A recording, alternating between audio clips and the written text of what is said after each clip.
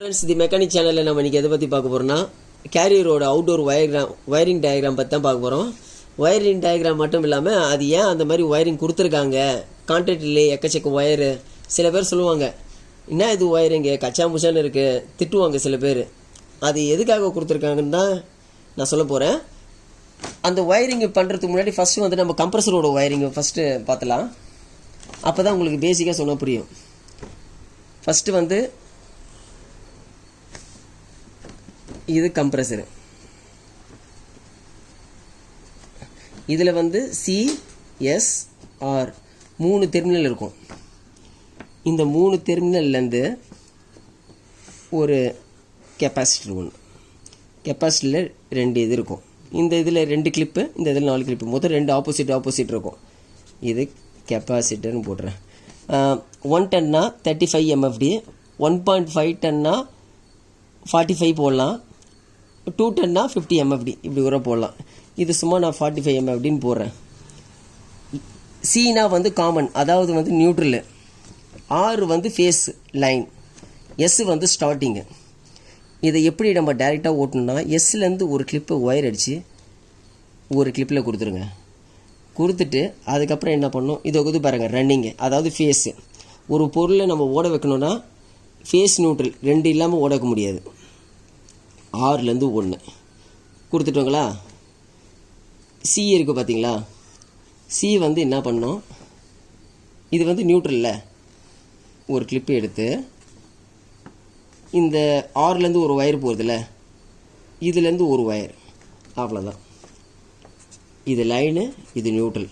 Face நியூட்ரலில் கொடுத்தா டைரெக்டாக work ஆக ஆரம்பிச்சிடும். இதில் ஃபேன் மோட்ரு, இது ஃபேன் மோட்டர்னு வச்சுங்களேன். 2 ஒயர் வரும், ஒரு ஒயர் நியூட்ரலு, இன்னொரு ஒயரு லைன், அவ்வளோதான். இதுதான் இது ஒரு ஒயரிங் டயக்ராம். அவுட்டோர் இதை கொடுத்தாலே ஓட ஆரம்பிச்சிடும் உங்களுக்கு. அடிஷ்னலாக 2 ஒயர் வரும், அது வந்து கெப்பாசிட்டருக்கு. இது வந்து கம்ப்ரஸரோட ஒயரிங். இப்போ அடுத்து என்ன பண்ணனா, அவுட்டோரில் வந்து எதுக்கு கான்ட்ராக்ட் ரிலே வைக்கிறாங்க அதை பார்க்கலாம். அந்த கான்ட்ராக்ட் ரிலேவோட ஃபங்க்ஷன் இப்போ ஃபஸ்ட்டு உங்களுக்கு சொல்கிறேன். இது பேர் தான் கான்ட்ராக்ட் ரிலே. இதோட ஃபங்க்ஷனிங் என்னென்னா, இது வந்து ஒன்று இன்னு ஒன்று அவுட்டு, இன்னு அவுட்டு. இதை நம்ம கழட்டினா தான் உங்களுக்கு புரியும் கொஞ்சம்.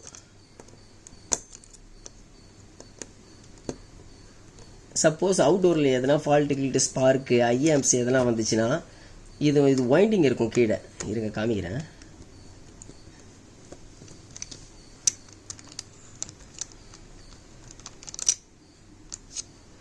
இதை பாருங்கள் உள்ள, இது வந்து ஒரு பாதை மாதிரி. இது இன்னும் இது அவுட்டு, இது இன்னும் இது அவுட்டு கூட வச்சுக்கலாம், எப்படி ஒன்றாலும். இது என்ன ஆகும்னா, இந்த பக்கம் ஃபேஸு, இந்த பக்கம் நியூட்ரல். ஃபேஸ் நியூட்ரலுக்கு இதுக்கு சப்ளை வந்துச்சுன்னா என்ன ஆகும்னா, இது வந்து பிளஞ்ச் ஆகும், உள்ளே வந்து அமுங்குனா இதுக்கு இன்னும் அவுட்டு சப்ளை கொடுத்துரும். இப்போ இது கான்டாக்ட் இல்லாமல் இருக்கும் ரெண்டுமே. இது பாருங்கள், இந்த பக்கமும் இந்த பக்கமும். இதில் ரொம்ப டீப்பாக பார்த்தா தான் தெரியும். இது ப்ரெஸ் பண்ணும்போது கான்டாக்ட் ஆகும் உள்ளே, தெரியுதுங்களா. இதோட ஃபங்க்ஷனிங் இதுதான். இது பாருங்கள் கீழே வைண்டிங்கு காயில் ஃபேஸ் நியூட்ரல் கொடுத்த உடனே இதுக்கு வந்து சப்ளை வந்துடும். மேக்னெட்டிக் ஃபீல்டு உருவாகி இது வந்து டச் ஆகும். அப்போ என்ன ஆகும், கம்ப்ரஸர் போகிற லைன் வந்து இதில் போய்டும் ஹெவியாக. இதோட ஃபங்க்ஷனிங் இதுதான். எதனா ஏடா கூடமாக எதனா ஐஆம்ஸ் எதனா வந்துச்சுன்னா இந்த ஸ்பேர்ஸ் போயிடும் வைண்டிங்கு. இது அவுட்டோரோடு உங்களுக்கு முடிஞ்சிடும், இன்டோரில் பெரிய பாதிப்பு உங்களுக்கு ஏற்படாது. இதுதான் இதோட இது ஃபங்க்ஷனிங். இது வந்து indoor line, phase, neutral, CP1 earth. இது வந்து அவுட்டோரு CP1 லைனு, நியூட்ரலு, அதான் phase neutral earth, phase neutral earth கொடுத்தாச்சுங்களா. இது வந்து கான்ட்ராக்ட் ரிலே. நான் ஒன்று காமிச்சேன் பார்த்தீங்களா, நான் இது சும்மா வரைஞ்சிருக்கேன் பார்த்துங்க. இதை பாருங்கள், இது இன்னும் அவுட்டு, இந்த பக்கம் இந்த பக்கம். நான் அதுக்கேற்ற மாதிரி இங்கே சும்மா வரைஞ்சிருக்கேன், நீங்கள் ரொம்ப கலாய்க்காதீங்க, அதுக்காக இப்படி வரைஞ்சிருக்கேன்னு. இப்போ என்ன பண்ணேன்னா, லைனில் என்ன பண்ணேன், இது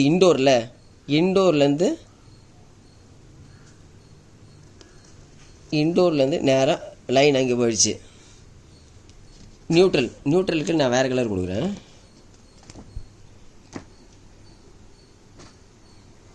இது வந்து நியூட்ரலு. CPU ஒன்று இருக்குது பார்த்தீங்களா, CPU ஒன்று வந்து கம்ப்ரஸர் லைன். 3 நிமிஷம் கழிச்சு அவுட்டோர் ஆஃப் ஆகும். அந்த குறிப்பிட்ட டெம்பரேச்சர் வந்தால் கட் ஆஃப் ஆகுது பார்த்தீங்களா, இது வந்து அந்த லைனு இன்டோர். இது இந்த CPU ஒன்று என்ன பண்ணணும், நேராக இதில் கொடுத்துடணும்.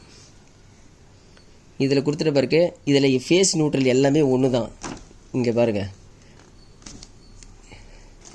நீங்கள் எவ்வளோ கனெக்டர் இருக்கிறதால கன்ஃபியூஸ் ஆகிடாதீங்க. இந்த நியூட்ரல் இருக்குங்களா, இந்த நியூட்ரலோட கனெக்ட் ஆகும். அப்புறம் லைனு, இந்த லைன் கூட கனெக்ட் ஆகும். கனெக்டர் பார்க்குறதுக்கு தான் நிறைய இருக்கும் உள்ளே, ஆனால் ஒன்றுத்துக்கு ஒன்று லிங்க் அடிச்சுனே தான் இருக்கும். CPU ஒன்று மட்டும்தான் தனியாக இருக்கும். இப்போ வந்து இது வந்து ஹெவி லைன், இது இன் அவுட்டு பார்த்தீங்களா, ஹெவியாக கொடுத்துருப்பாங்க. இதில் வந்து நீங்கள் கம்ப்ரஸர் கொடுத்தீங்கன்னு வச்சுக்கலாம், உங்களுக்கு வந்து அந்த டிரான்ஸ்ஃபார்மர் இருக்கிறது பார்த்தீங்களா மெலிசா, அது போயிடும். அதுக்காக தான் இந்த மாதிரி மெத்தடே வைக்கிறாங்க. இந்த சின்ன பின்னில் வச்சு இது மேக்னெட் பிளஞ்சிங் ஆகும். இதுதான் ஹெவி கரண்ட்டு, ஒரு 15 amps வரைக்கும் தாங்கும் இது. அதுக்காக தான் இந்த மெத்தட் தராங்க. இப்போ CPU ஒன்று போதுங்களா, CPU ஒன்லேருந்து இது இன்டோர் டு அவுட்டோரு. CPU ஒன்று என்ன பண்ணும், ஒன்று கொடுத்துடணும் இங்கே சைடில் ஃபேஸு.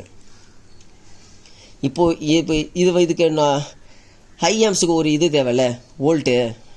அது என்ன பண்ணும், லைன் இங்கே பாருங்கள், இந்த லைன் எடுத்து இங்கே கொடுத்துடணும்.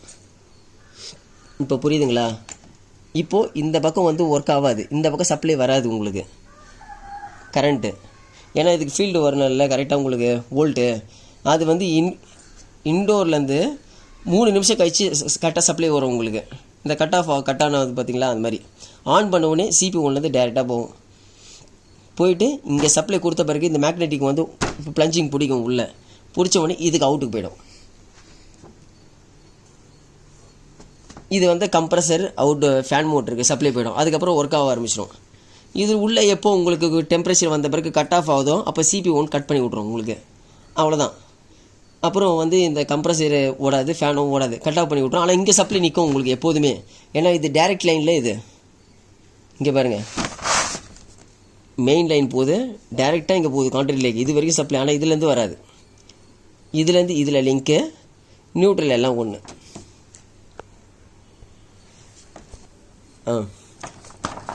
ஆனால் இப்போது நான் ஒன்று மிஸ் பண்ணேன் சொல்லும் போது, இதுக்கு நியூட்ரல் கொடுக்கல, அதை நீங்கள் கொஞ்சம் பார்த்துங்க. இந்த வீடியோ பார்க்கும்போது மைண்டை பீஸ்ஃபுல்லாக வச்சுன்னு பாருங்கள். எதனா ஒரு டென்ஷனில் பார்க்காதீங்க, உங்களுக்கு புரியாது.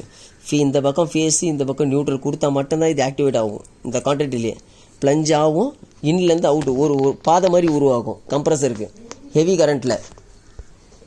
இன்டோரில் குறிப்பிட்ட டெம்பரேச்சர் வந்த பிறகு CPU ஒன்று கட் ஆகும், இங்கே சப்ளை வந்து கட் ஆகிடும் உங்களுக்கு. அப்போ என்ன ஆகும், ப்ளஞ்சர் வந்து தூக்கிடும், சப்ளை வந்து கட் ஆகிடும் உங்களுக்கு. கம்ப்ரஸர் போகிற லைனு இது வந்து அவுட்டு, கம்ப்ரஸர் போகிற லைன் இங்கே. அந்த ஃபஸ்ட்டு சொன்ன பார்த்தீங்கன்னா அந்த கம்ப்ரஸர் எப்படி ஓடுதுன்னு, அதோட ஒயரிங் அட்டாச் பண்ணுறேன், உங்களுக்கு கிளியராக புரிஞ்சிடும். இதை ஒன்று அப்படியே ஸ்க்ரீன்ஷாட் ஒன்று எடுத்து வச்சுங்க, அப்போ தான் உங்களுக்கு கிளியராக புரியும். மைண்டு ஃப்ரீயாக வச்சுன்னு பாருங்கள் இந்த வீடியோ, இல்லைன்னா உங்களுக்கு சுத்தமாக புரியாது உங்களுக்கு. இப்போது நான் சொன்ன மாதிரி அந்த கம்ப்ரஸர் வரைகிறேன். கம்ப்ரஸரில் 3 பின்னு CSR இப்படி தான் வரும். எஸ் வந்து இதுக்கு ஒரு கெப்பாசிட்டர் போடுறேன். 2 பின்னு எஸ்ஸை வந்து இங்கே கொடுத்துட்டேன். 6 ரன்னிங், அதாவது ஃபேஸ் ஒன்று கொடுத்துட்டு இதுலேருந்து ஒரு ஒயர் ரன்னிங். இது ஃபேஸில் CPU ஒன்று இன்னும் அவுட்டு வழி கச்சிச்சில்.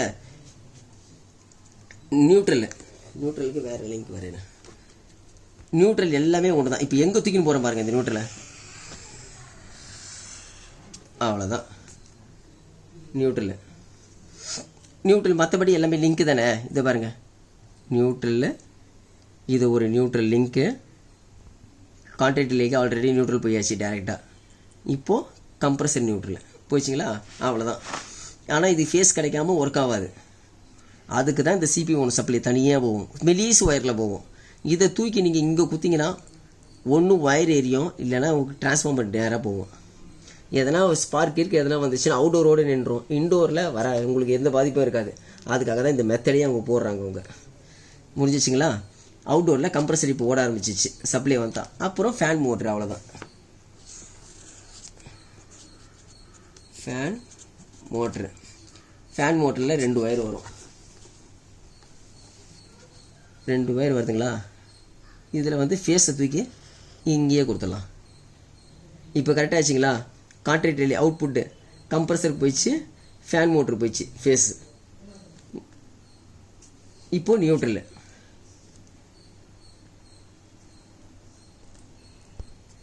இந்த நியூட்ரலை எங்கே கொடுத்துன்னு நீங்களே சொல்லுங்களேன். கொஞ்சம் யோசிச்சு பாருங்கள். வீடியோ கூட பாஸ் பண்ணிட்டு ஈஸியாக கொடுக்கலாம். ஏன்னா நியூட்ரல் எல்லாமே லிங்க்கு தான். இந்த நியூட்ரல் தூக்கி இங்கே கொடுக்கலாம், இங்கே கொடுக்கலாம், இங்கே கொடுக்கலாம், எங்கே வேணாலும் கொடுக்கலாம். உங்கள் இஷ்டம். கண்ணை மூணு எங்கன்னா மூணு இடத்துல வச்சுங்க. அவ்வளோதான். ஏன்னா நியூட்ரல் எல்லாமே லிங்க்கு ஜாயிண்ட்டு. ஃபேஸை தான் நம்ம மாற்றி மாற்றி ஏற்றுன்னு போகிறோம். இப்போ புரியுதுங்களா? லைன் பாருங்கள் எல்லாம் ஒன்று. சிபிஐ ஒன்றுக்கு போகுது, ப்ளஞ்சர் ஒட்டுது, மெயின் லைனு. இதில் எப்போதுமே சப்ளை இருந்துனே இருக்கும். நீங்கள் மெயின் ட்ரிப்பர் ஆன் பண்ணிட்டு ஸ்டெப்லைசர் அவுட்புட் வருது பார்த்தீங்களா? அப்போதுலேருந்து அவுட்டோருக்கு சப்ளை போயினே இருக்கும். ஆனால் இங்கேயோடு நிற்கும் அது. இந்த இன்டோரை ஆன் பண்ணி ஓட வச்சா மட்டும்தான் இந்த சிபி ஒன்று சப்ளை வரும். அது வரும்போது ப்ளஞ்சர் ஒர்க் ஆகும். இது கரெக்டாக எல்லாம் ஆக்டிவேட் ஆகிடும் உங்களுக்கு. எர்த்து செம்ம ஈஸி. அது ஒன்றுமே கிடையாது. எதனா ஒரு பாடியில் கொடுத்துருங்க, அவ்வளோதான். முடிஞ்சிச்சு. அவ்வளோதாங்க. இந்த வீடியோ பிடிச்சிருந்தா லைக் பண்ணுங்கள், ஷேர் பண்ணுங்கள்.